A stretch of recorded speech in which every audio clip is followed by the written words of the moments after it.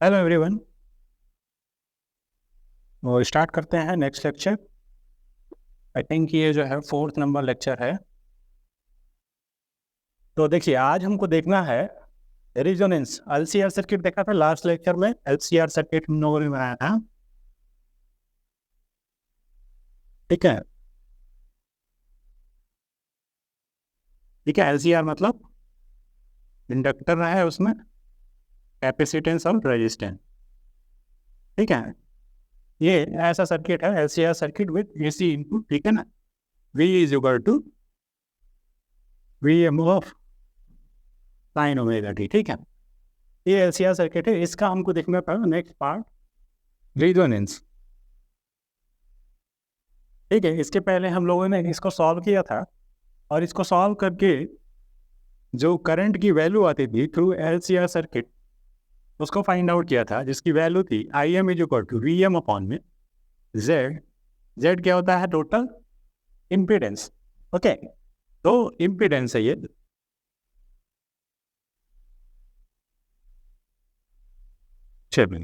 We M is equal Z. Z को अगर हम एलसीआर के टर्म में लिखेंगे तो क्या लिखेंगे?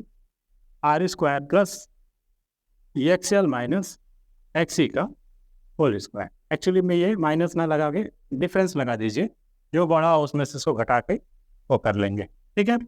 और अगर इसको हम तोड़ के लिखेंगे तो वी एम अपॉन में अंडर रूट में आर स्क्वायर प्लस इसकी जगह पे omega L minus 1 omega C का होल स्क्वायर।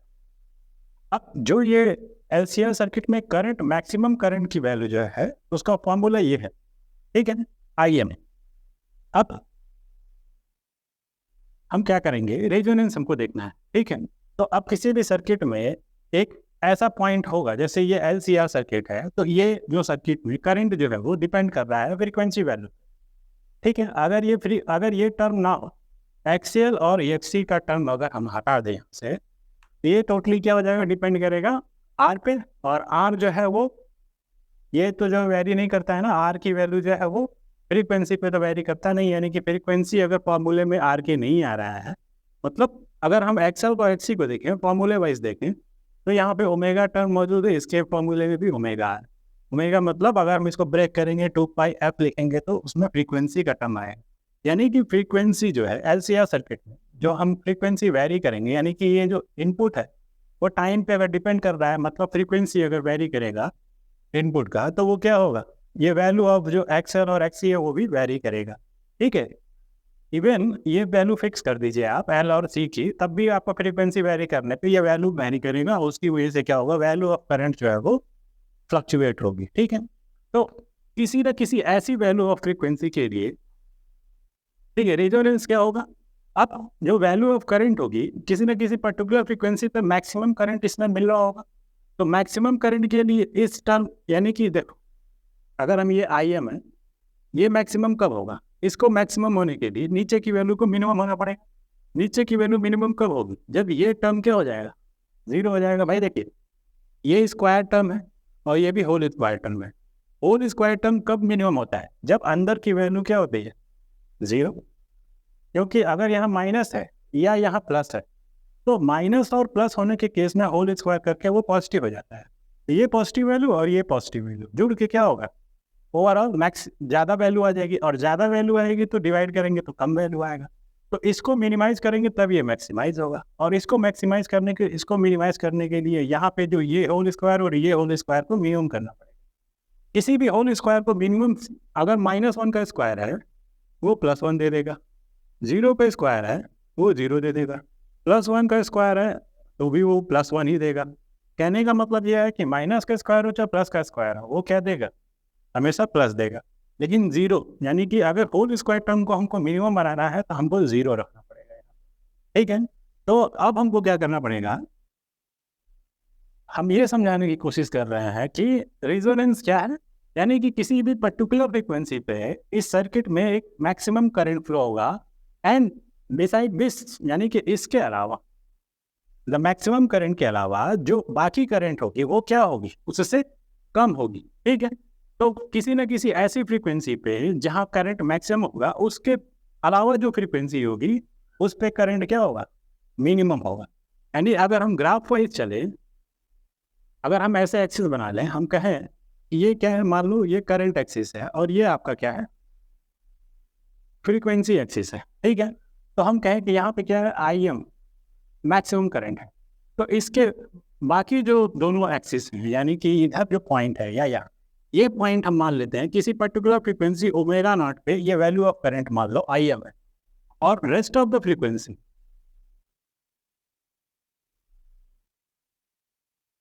ठीक है ना, कोई ना कोई ऐसी भी फ्रीक्वेंसी होगी जिस पे क्या होगा, मतलब इसके अलावा जो फ्रीक्वेंसी होगी उस पे करंट क्या होगा,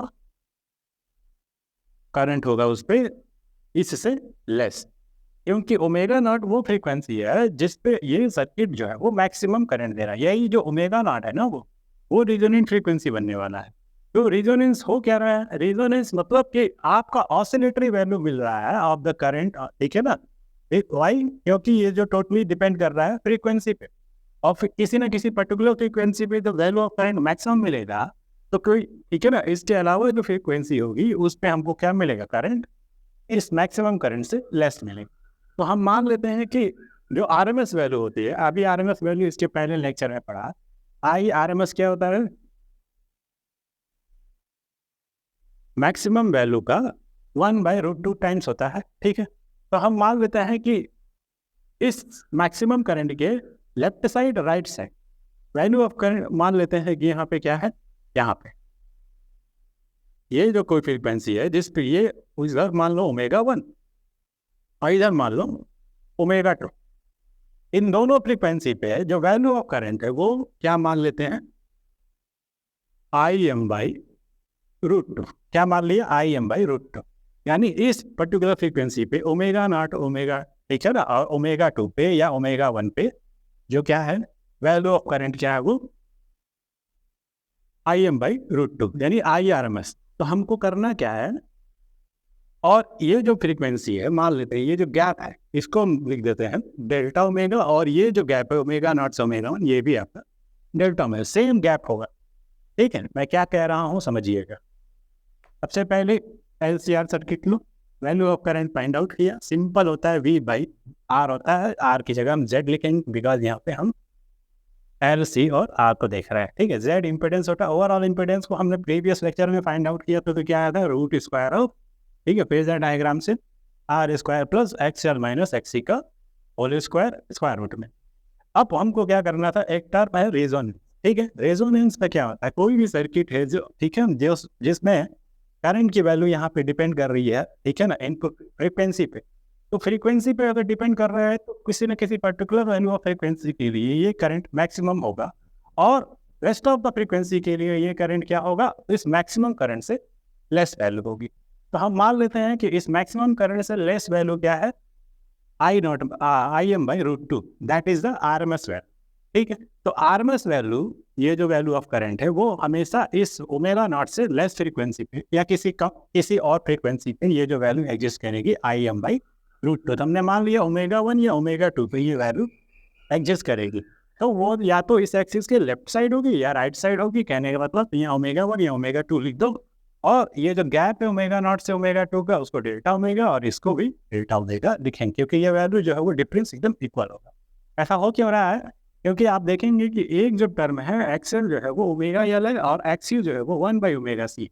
अगर ओमेगा को बढ़ाओगे तो ये टर्म बढ़ेगा और ये टर्म घटेगा, और ओमेगा को घटाओगे तो ये टर्म बढ़ेगा, ये टर्म, समझ में आया, ओमेगा घटाओगे तो ये टर्म बढ़ेगा और ये वैल्यू जो है वो घटेगी।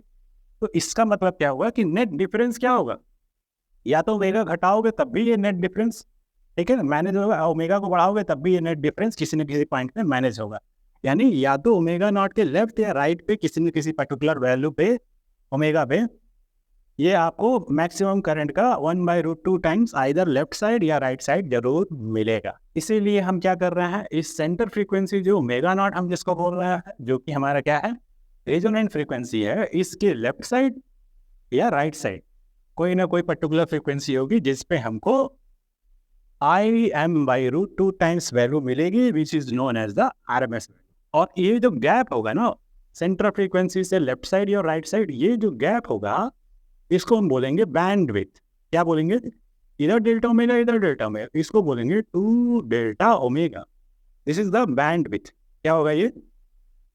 बैंडविड्थ, ठीक है ना। यानी इस पर्टिकुलर डिफरेंस, ये फ्रीक्वेंसी, ये जो बैंडविड्थ है, इसी फ्रीक्वेंसी, इसी के बीच में ये लाई करेगा, ठीक है ना। यानी कि जो रिजोनेंस होगा वो, यानी कि कहने का मतलब है कि कोई ना कोई एक ऐसा नेचुरल फ्रीक्वेंसी होगा, ठीक है ना, जिसपे इस सर्किट में फ्लो आने वाली करंट जो है वो मैक्सिमम मिलेगी, और वो वैल्यू कौन सी होगी? ओमेगा। बाकी रेस्ट ऑफ फ्रीक्वेंसी पे हमको क्या मिलेगा? Omega R, maximum value of current से लेस वैल्यू ऑफ करंट मिलेगा, ठीक है। तो एट विच फ्रीक्वेंसी, मान लेते हैं omega naught, at omega naught the value of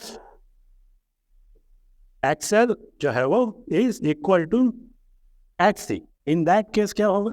अगर ओमेगा नॉट पे वैल्यू ऑफ एक्सएल एक्सी के बराबर होगा तो हमारा I M, maximum value of current कितनी मिलेगी? V M by Z, which is equal to V M by Z की वैल्यू क्या हो जाएगी? अगर ये वैल्यू इक्वल हो जाए तो दोनों का डिफरेंस 0, ये हो जाएगा आर। ये हो गया आपका मैक्सिमम वैल्यू ऑफ करंट, ठीक है। अब हमको क्या करना है?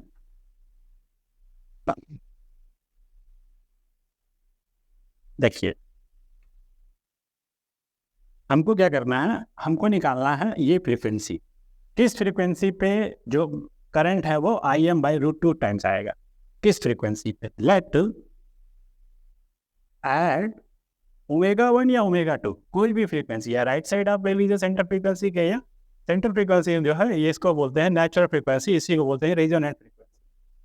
तो लेट एट ओमेगा 1 मान लेते हैं, ठीक है ना। जो आई एम वैल्यू है, मतलब आई वैल्यू जो है वो क्या है? I M by root 2 times, maximum value of current का 1 बाई रूट 2 टाइम्स है इस फ्रीक्वेंसी पे ओमेगा 1। जो करंट फ्लो हो रहा है सर्किट में वो कितना हो रहा है? आई जो है वो I M by root 2 times flow हो रहा है किस फ्रीक्वेंसी पे? एट ओमेगा 1 पे। तो हम क्या लिखेंगे formula? I is equal to V M upon में जेड। जेड को क्या लिखेंगे? R square plus XL, XL मतलब omega 1 L minus 1 by omega 1 C का होल स्क्वायर। तो ये जो करंट है वो क्या है? किसके बराबर है? आई एम बाई रूट 2 के। तो यहाँ हम लिखेंगे आई एम बाई रूट 2। क्यों? क्योंकि हमने फ्रीक्वेंसी को क्या पुट किया है? ओमेगा नहीं पुट किया, ओमेगा 1, और ओमेगा 1 पे करंट कितना है? I M by root 2। अब यहाँ से आप क्या कीजिए, ठीक है, ये जो वी एम की वैल्यू है ना, यहाँ से वी एम मतलब maximum value of voltage, in terms of I am लिख लीजिए यहाँ पे, ठीक है ना। या आई एम को यहाँ पे पुट कर दीजिए, कितना? वी एम बाई आर, कुछ भी कर दीजिए, यहाँ से रिप्लेस कर देंगे। हम क्या करने जा रहे हैं? आई एम को वी एम बाई आर लिख दो, ठीक है। ये हो गया वी एम ऑन में R square plus omega 1 L minus 1 by omega 1 C का होल। क्यों कर रहे हैं ऐसा? हमको ये फाइंड आउट करना है ओमेगा 1 की वैल्यू कितनी होगी। तो ये वी एम से वी एम कैंसिल हो गया, ठीक है। अब ये वैल्यू जो है वो इस वैल्यू पे इक्वल आ गया, यानी कि आर रूट 2, इसको उधर मल्टीप्लाई, इसको इधर, ये 1 हो गया, ये 1, इसको इधर, तो क्या हो गया? R root 2 is equal to square root में R square plus omega 1 L minus omega 1 C, ठीक है। अब दोनों तरफ होल स्क्वायर कर देंगे तो ये रूट का, क्यों? क्योंकि यहाँ पे रूट हटाना पड़ेगा, तो स्क्वायर बोथ साइड,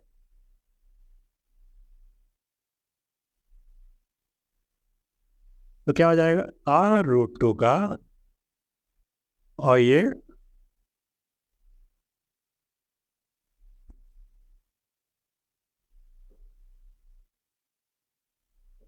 अब ये क्या हो गया? हट गया, ये आर स्क्वायर और ये रूट 2 का स्क्वायर 2, और ये हो गया R square plus omega 1 L minus omega 1 C का होल स्क्वायर, रूट हट गया। अब ये 2 आर स्क्वायर, ये आर स्क्वायर इधर आ गया, तो आर स्क्वायर 2 आर स्क्वायर में से ये आर स्क्वायर इधर के, ठीक है ना, सब्ट्रैक्ट हो गया, तो कितना हो गया? 2 आर स्क्वायर, ये minus R square is equal to R square. और ये हो गया omega 1 L minus 1 by omega 1 C का होल स्क्वायर। अब होल स्क्वायर दोनों तरफ है तो ठीक है ना, कंपेयर करेंगे तो R इज इक्वल टू कितना आ जाएगा, omega 1 L minus 1 by omega 1 C। ठीक है, ये आ गया।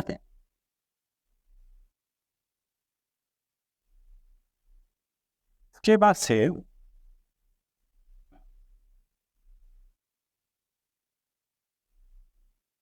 अब हम क्या करेंगे, देखिए ये जो आपको दिख रहा होगा ये ओमेगा 1, ठीक है। ये ओमेगा 1 की वैल्यू अगर हमको ओमेगा नॉट और डेल्टा ओमेगा के टर्म्स में लिखना हो तो हम कैसे लिखेंगे, ओमेगा 1 जो है वो राइट साइड में दिख रहा है ना, यानी ओमेगा 1 ओमेगा नॉट में अगर डेल्टा ओमेगा ऐड कर दें तो ओमेगा 1 मिल जाएगा। और उसी तरीके से अगर ओमेगा 2 निकालना हो तो ये लेफ्ट साइड में इस सेंटर के तो क्या हो जाएगा, omega naught minus delta omega कर दें तो मिल जाएगा। तो अब हमको क्या करना है, देखिएगा इस वैल्यू में हम ये वैल्यू पुट करेंगे, R इज इक्वल टू क्या है, ओमेगा 1, ओमेगा 1 की जगह लिखेंगे omega naught plus delta omega, ठीक है, into L minus 1 by omega 1 की जगह omega naught plus delta omega into C। अब अभी पीछे किया था XL बराबर जब XC किया था तो क्या आया था, omega naught L is equal to 1 by omega naught C। भाई जब XL XC बराबर होगा तो फ्रीक्वेंसी कितनी होगी, मान लिया था ओमेगा नॉट, और ओमेगा नॉट क्या है, सेंटर फ्रीक्वेंसी जिसको हम बोले natural frequency known as resonant frequency. यहाँ से अगर हम रिलेशन निकालें इस ओमेगा नॉट को इधर ट्रांसफर करेंगे तो ओमेगा नॉट स्क्वायर इस L को इधर लाएंगे 1 बाई LC। ध्यान दीजिएगा, तो हम क्या करने जा रहे हैं, किसी एक टर्म में कर लीजिए, या तो L के फॉर्म में या तो C के फॉर्म में, या तो यहाँ से L की वैल्यू निकालते तो सबसे पहले इसको थोड़ा सा चेंज करेंगे, कुछ कॉमन लेने वाले हैं, omega naught L, omega naught common ले लीजिए, ये L इसके साथ ले लीजिए और यहाँ पे हो जाएगा 1 प्लस डेल्टा ओमेगा, यहाँ पे ओमेगा नॉट नहीं है तो नीचे डिवाइड में लिख दीजिए, हो गया ना कॉमन, ओमेगा नॉट यहाँ से कॉमन लिया तो यहाँ 1 हो गया, तो 1 हो गया, और यहाँ पे ओमेगा नॉट नहीं है तो जो नहीं होता है वो डिवाइड में आ जाएगा, और ये L को इसके साथ लिख दिया, यहाँ पे भी वही काम करिए, 1 बाई ओमेगा नॉट कॉमन लेंगे तो C के साथ omega naught C 1 plus delta omega by omega not लिख दिए। अब ओमेगा नॉट C की जगह पे आप क्या कीजिए, या तो ओमेगा नॉट L के फॉर्म में बना लीजिए इस फॉर्मूले का यूज करके, आया तो फिर क्या कीजिए, इसको रिप्लेस कर दीजिए C के फॉर्म में। तो हम यहाँ से ओमेगा नॉट L की जगह पे 1 बाई ओमेगा नॉट C, देखिए 1 बाई ओमेगा नॉट C की जगह पे ओमेगा नॉट L लिख सकते हैं, लिख सकते हैं, तो इसको ऐसे ही रहने दीजिए। ऐसा मैंने क्यों किया, क्योंकि आपकी बुक में भी omega naught 1 by omega naught C को यहाँ पे ओमेगा नॉट L से रिप्लेस किया है, तो हम चाह रहे हैं कि अगर आप बुक देख के पढ़ेंगे तो आपको ये समझ में आना चाहिए कि हाँ क्या किया है। अदरवाइज आप ओमेगा नॉट L को 1 बाई ओमेगा नॉट C कर सकते हैं, कोई दिक्कत नहीं है, ठीक है। तो 1 बाई ओमेगा नॉट C को ओमेगा नॉट L कर दीजिए और वहाँ पे 1 plus omega delta omega by, sorry अलग अलग है ना, delta omega by omega not. अब एक काम करिए, यहाँ पे पावर 1 है, यहाँ पे भी पावर 1 है, थोड़ा सा मैथ्स लगेगा, ठीक है। क्या कर रहे हैं हम, फ्रीक्वेंसी निकालने जा रहे हैं कि जो फ्रीक्वेंसी किस पे हमारा, चलिए देखते हैं क्या कर रहे हैं, ओमेगा नॉट L यहाँ पे भी कॉमन ले लीजिए, ओमेगा नॉट L कॉमन ले लीजिए, ये हो गया 1 plus delta omega by omega naught पे पावर 1, ठीक है, और प्लस, सॉरी माइनस है ना, माइनस, ओके। अब यहाँ पे क्या कीजिए, 1 plus omega by omega naught पे पावर 1 है, उसको ऊपर ले जाइए, तो लिखिए 1 plus delta omega by omega naught पे पावर, प्लस पावर है तो माइनस होना जाएगा ऊपर जाके, ठीक है, यही रूल होता है। अब क्या करना है, इस एक्सपेंशन को हमको सॉल्व करना है, ठीक है, और ये बाइनोमियल से सॉल्व होता है, ठीक है। तो हम क्या करेंगे, थोड़ा सा हमको रब करना पड़ेगा, चलिए देखिए, तो हम थोड़ा सा यहाँ पे रब कर रहे हैं इसको,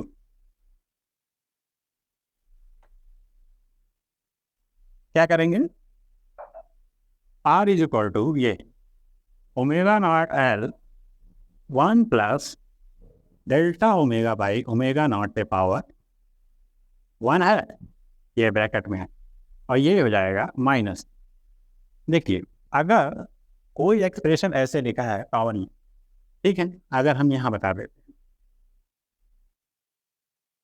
अगर मान लीजिए ऐसे लिखा है 1 plus X to the power -1, ठीक है, तो इसका एक्सपेंशन आता है 1, ठीक है, प्लस,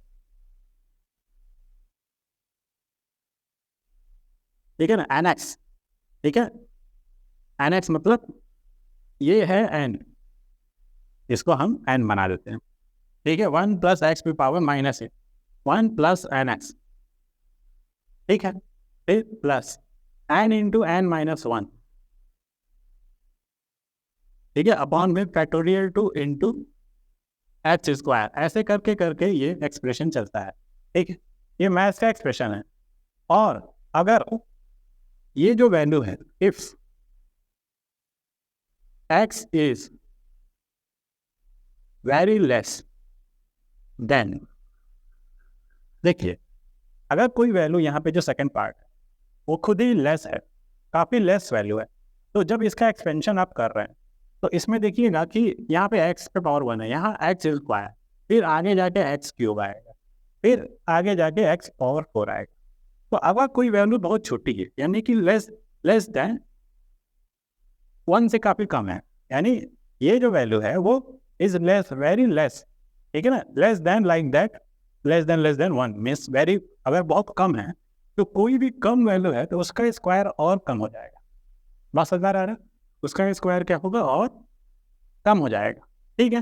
तो अगर कोई बड़ी वैल्यू है तो उसका स्क्वायर छोटा हो जाता है, बड़ा हो जाता है, जैसे मान लो 2 है, इसका स्क्वायर करोगे 4 हो जाएगा, लेकिन अगर 1 से छोटा वैल्यू है, कोई 1/2 है मान लीजिए, उसका स्क्वायर करोगे तो 1/4, देखो 1/2 जो है स्क्वायर करने पे 1/4 बड़ा हो रहा है, एक छोटा हो रहा है और छोटा हो जा रहा है। तो समझाने के लिए हम क्या कर रहे हैं कि अगर ये वैल्यू जो सेकंड टर्म है, कहाँ है, delta omega by omega not को आप x समझिए, अगर कोई फार्मूला ऐसे है 1 प्लस एक्स पे पावर माइनस है, उसका एक्सपेंशन ऐसे होता है 1 plus N X plus N into N minus 1 factorial 2, आगे जाके आता है N into N minus 1 N minus 2 upon में फैक्टोरियल 3, ऐसे करके प्रोसीड होता है, ठीक है। मैथ्स में बाइनोमियल एक्सपेंशन है, इसको बोलते हैं। तो अगर ये सेकेंड टर्म बहुत छोटा है तो आगे जाके एक्सप्रेशन में आप देखिएगा यहाँ एक्स स्क्वायर आएगा और आगे एक्स क्यूब आएगा और एक्स पे पावर 4, तो जैसे जैसे पावर बढ़ेगा तो स्क्वायर होने पे अगर ये वैल्यू बहुत छोटी है, 1 से छोटी है, 1 से बड़ी नहीं, 1 से बहुत छोटी है, तो उस केस में स्क्वायर वैल्यू और छोटा होता जाएगा। यानी कि हम ये कह सकते हैं कि केवल जो सिंगल पावर वाला है उसको छोड़ के बाकी के रेस्ट ऑफ द पावर को हम नेगोशिएट कर सकते हैं, क्योंकि अगर नेगोशिएट करना चाहे तो कर सकते हैं, क्योंकि वैल्यू जो है वो सेकेंड टर्म वाली वो 1 से बहुत छोटी है, तो उसका स्क्वायर करेंगे तो और छोटा हो जाएगा। तो जो थर्ड टर्म है एक्स स्क्वायर वाला, उसके बाद से हम एक्स स्क्वायर फिर एक्स क्यूब फिर एक्स पावर 4, वो सब बहुत छोटे आएंगे वैल्यू, तो छोटी वैल्यू से किसी वैल्यू में यहाँ पे मल्टीप्लाई भी करोगे बहुत छोटा हो जाएगा। यानी ओवरऑल समझाने की बात है, तो फ्रॉम एक्स स्क्वायर जो थर्ड टर्म से स्टार्ट होगा एक्स स्क्वायर से लेके एंड तक, इनफाइनाइट तक, वो एक्सप्रेशन को हम क्या करेंगे, एलिमिनेट कर देंगे, हटा देंगे, और हम सीधे हम क्या लिख सकते हैं, डायरेक्ट है, अब हम समझा रहे हैं, तो अब हम लिख सकते हैं 1 प्लस, अगर लिखा है एक्स पे पावर -n और x जो है वो बहुत छोटा है 1 से, देन इस केस में 1 प्लस, सीधे फॉर्मूला का एक्सप्रेशन आ जाएगा 1 प्लस एन एक्स, यानी कि -n इंटू एक्स, यानी कि 1 माइनस एन, डायरेक्ट हम ये लिख देंगे, ठीक है,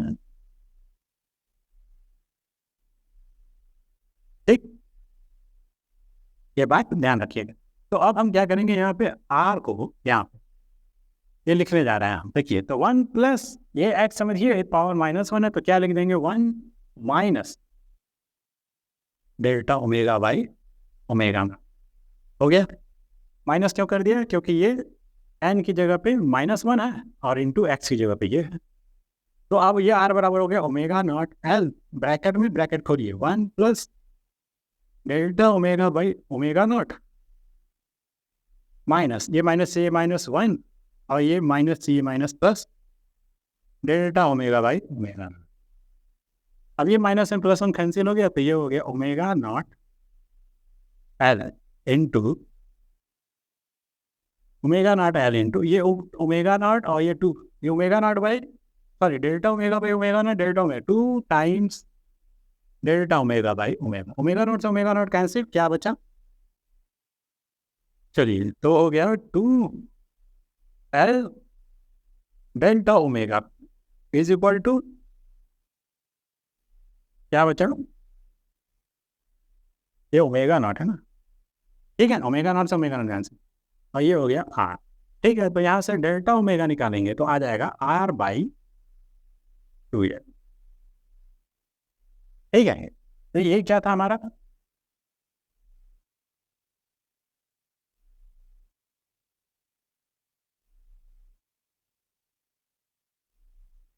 ठीक है। अब डेल्टा ओमेगा की वैल्यू आ गई आर बाई टू एल। अब होता क्या है, एक टर्म है यहाँ पर शार्पनेस ऑफ रेजोनेंस। देखिए शार्पनेस ऑफ रेजोनेंस जो होती है,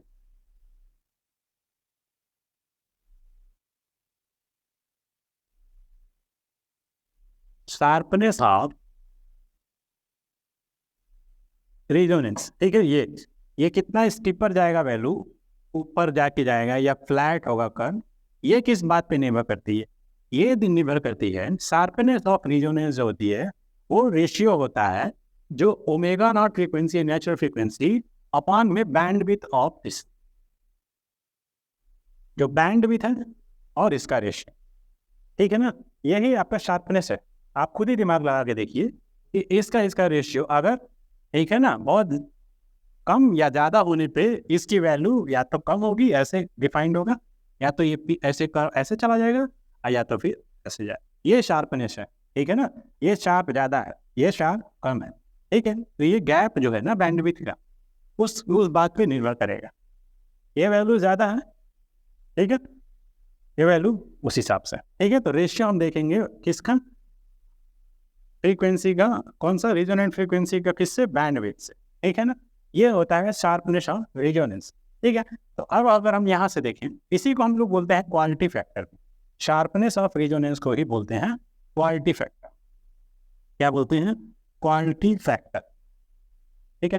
तो इसको अगर हम यहाँ से सॉल्व करें तो ओमेगा नॉट और टू डेल्टा ओमेगा की जगह आर बाई टू ये रखेंगे तो ये क्या कुछ कैंसिल हो रहा है, ये कैंसिल हो रहा है, टू से टू, ये आ गया ओमेगा नॉट एल बाई, ठीक है। तो इसी को हम लोग बोलते हैं क्वालिटी फैक्टर, क्या बोलते हैं, क्वालिटी फैक्टर। समझा रहे हैं, समझिए इसको,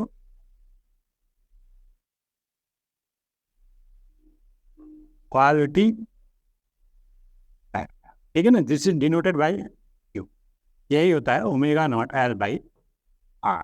अगर हमको इसको सी के टर्म में लिखना हो तो क्या लिखेंगे, ओमेगा नॉट सी इंटू, ठीक है। तो क्वालिटी फैक्टर ये just known as a sharpness of resonance, sharpness मतलब ये कर्व जो होगा वो मोर स्टिपर होगा या फ्लैटन टाइप का, ठीक है। तो वो किस बात पे निर्भर करेगा, ये बैंडविड्थ और रेजोनेंट फ्रीक्वेंसी, ठीक है।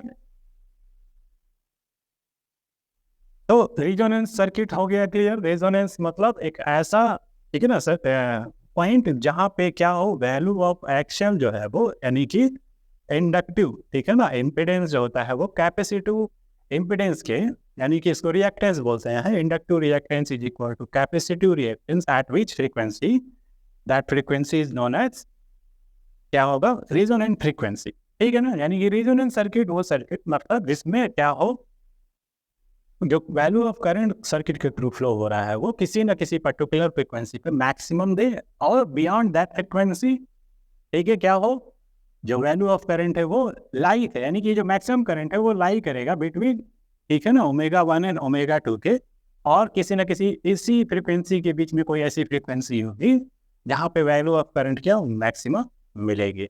और जो ओमेगा 1 ओमेगा 2 कैसे डिफाइन किया गया है, इन रेजोनेंट फ्रीक्वेंसी से डिफरेंस लेके डेल्टा ओमेगा या प्लस करके डेल्टा ओमेगा, या तो ठीक है ना कुछ फ्रीक्वेंसी कम कर दीजिए सेम फ्रीक्वेंसी जो है या तो ऐड करके सेम फ्रीक्वेंसी या तो ठीक है ना घटा के हम क्या करेंगे, दो फ्रीक्वेंसी ऐसी ठीक है ना डिफाइन की गई है ओमेगा और ओमेगा, जिस पे हमको वैल्यू ऑफ करंट जो नेचुरल करंट कितना फ्लो होता है जिसको हम बोलते हैं आरएमएस वैल्यू, वो कितना होती है मैक्सिमम करंट का 1/√2 टाइम्स।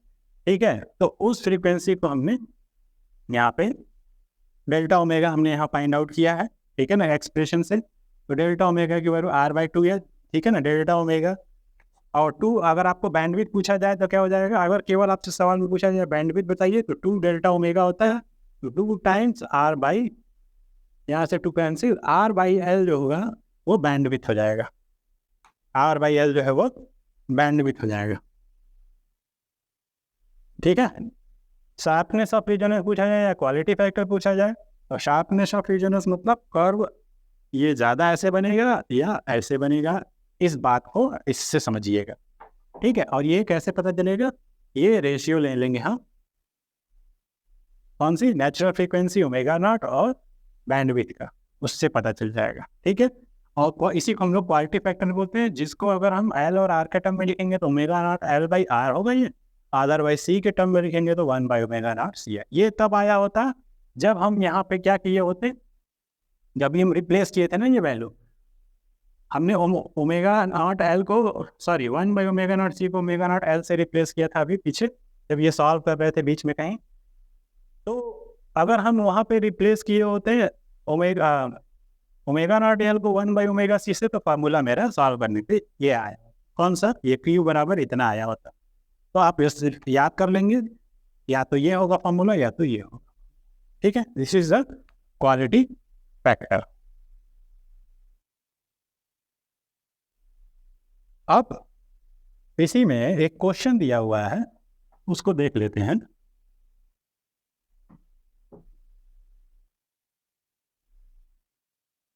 क्वेश्चन क्या दिया हुआ है देख, 7.6, ठीक है, एग्जाम्पल है ये। कह रहा है कि एक रजिस्टर है 200 ओम का, 200 ओम, और कैपेसिटर दिया हुआ है, उसकी कैपेसिटेंस वैल्यू दी हुई है 15 microfarad, are connected in the series to 200 volt, voltage दिया हुआ है 220 वोल्ट, और फ्रीक्वेंसी दिया हुआ है f 50 हर्ट्ज। ठीक है, calculate the current in the circuit. Okay, चलिए, तो यानी कि इस सर्किट में आप देख रहे हैं कि केवल R और C की बात की गई है, तो हमको सबसे पहले जब दो चीज़ें आ गई तो Z निकालना पड़ेगा। ठीक है ना, कैसा सर्किट है जिसमें कैपेसिटर है, रजिस्टर है और AC इनपुट है, ठीक है ना। ये कितना दिया था, और ये है 50 माइक्रोफैरड, ठीक है ना। ये सर्किट है, तो Z निकालेंगे तो क्या हो जाएगा, R² तो होगा प्लस XL माइनस XC होता है, तो अगर XL नहीं है तो XC को लिख दो केवल, कोई दिक्कत नहीं है, एक वैल्यू 0 है। अब हमको क्या निकालना पड़ेगा, XC निकाल लो, 1/ओमेगा C होता है, 1/2πfC, 1/2 पाई की वैल्यू 3.14, F की वैल्यू 50, C की वैल्यू 15, 10⁻⁻6 माइक्रोफैरड है। तो अब ये वैल्यू पुटअप कर देंगे तो हमारा XC का वैल्यू आ जाएगा। ठीक है, अब ये जो XC की वैल्यू है,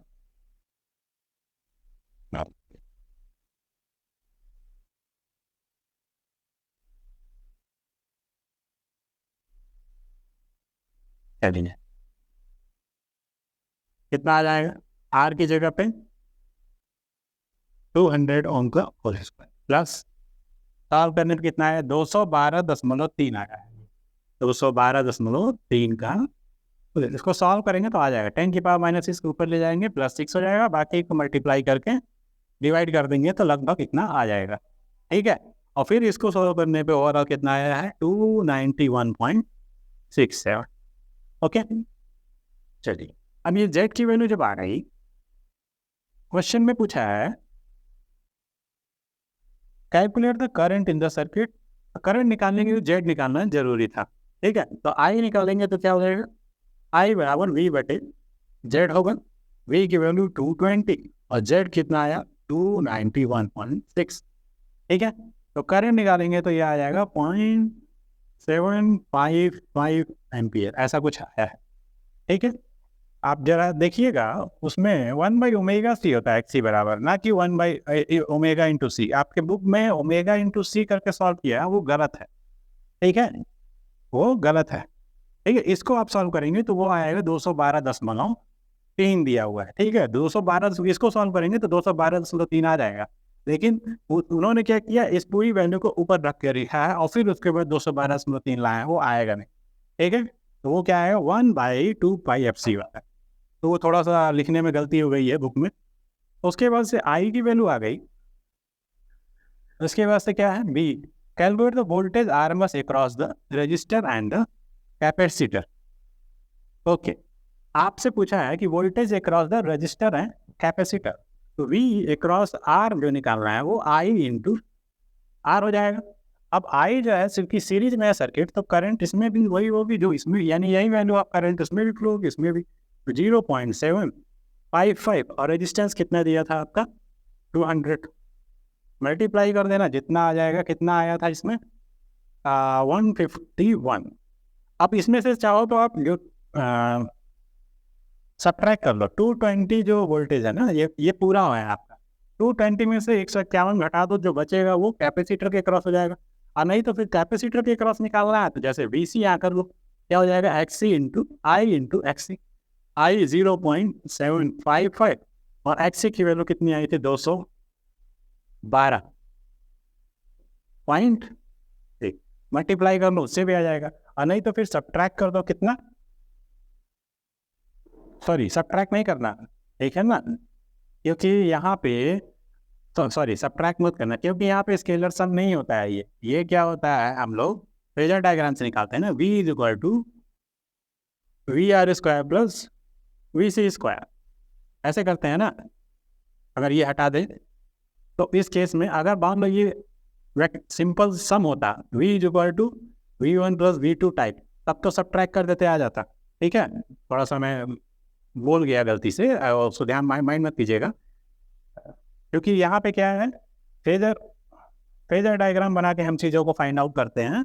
तो उस केस में ठीक है ना, गलती से इसलिए निकल गया क्योंकि वही DC वाला करने की आदत है, तो दिमाग में वही चल रहा था उस समय। लेकिन यहाँ पे AC सर्किट है, तो उस केस में आपको माइंड करना है कि V जो है वो V1 प्लस V2 नहीं होगा, V जो है वो V² equal to this square plus this square, like this, इस तरीके से चलेगा, ठीक है ना। तो यहाँ पे फेजर डायग्राम यहाँ पे फेज वैल्यू पे भी निर्भर करेगा, ठीक है ना। तो इसलिए यहाँ पे हम क्या करेंगे, VC को निकालेंगे I इंटू XC और VR को निकालेंगे I इंटू IAR, ठीक है ना, I इंटू R से। I जो है वो सीरीज में है तो इसमें भी वही होगा, इसमें भी वही करंट फ्लो होगा, करेक्ट। थोड़ा सा टंग स्लिप, क्या मतलब दिमाग में ये आ गया तो थोड़ी देर दृष्टि कि यही वैल्यू ऑफ वोल्टेज जो है वो टोटल में होगी, तो जनरली ऐसे ही करते हैं। लेकिन यहाँ पे जब भी AC सोर्स अप्लाई करेंगे तो उस केस में आपको क्या करना पड़ेगा, फेज वैल्यू पे भी डिपेंड करेगा वैल्यू, इसलिए आपको V² is equal to this square plus this square इस तरीके से चलेगा, ना कि V is equal to V1 plus V2 से चलेगा, ओके। तो ये हो गया हमारा।